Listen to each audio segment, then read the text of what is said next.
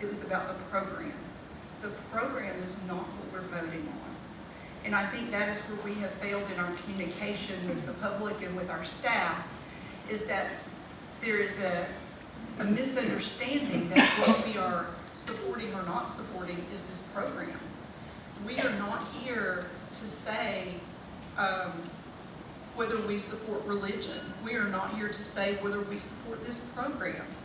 The program shouldn't be our consideration at all. What we should be considering is just the policy. When I look at the emails that I have in opposition, they overwhelmingly talk about the policy and how the policy will negatively impact. Because overwhelmingly, the emails that are in opposition are not opposed to the idea. They are not opposed to the program.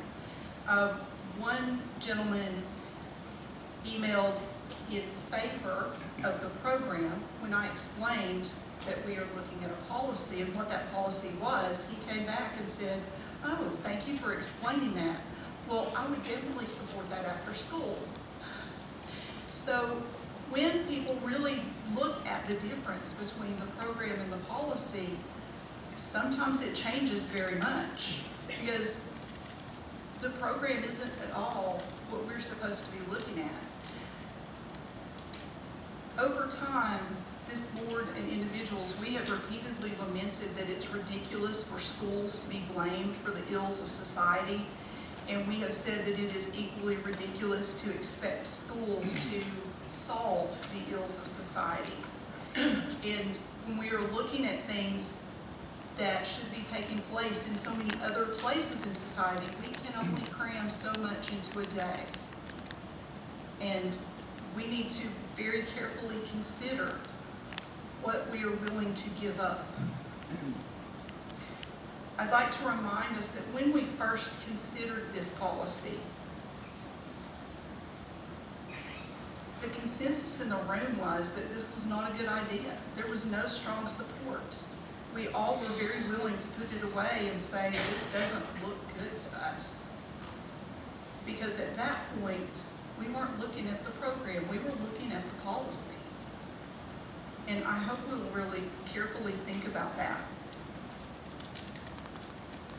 The reason I did not attend any of the Bible release time programs is because that's not what I'm supposed to be looking at. I'm supposed to be looking at the logistics of how it's working.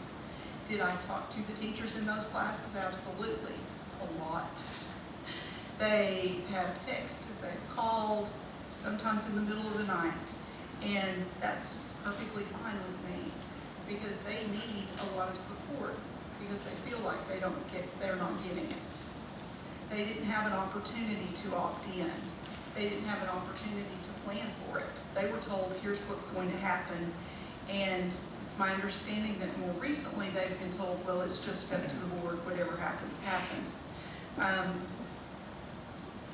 I've asked them to continue contacting us, to talk to us about what's really happening in their classrooms, because that's the part we're supposed to be looking at.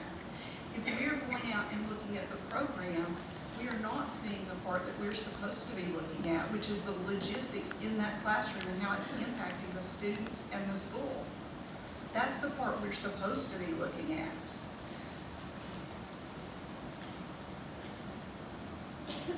Knox County students deserve to have us working for the improvement of public education, not for partisan purposes or biblical purposes or any other purposes. When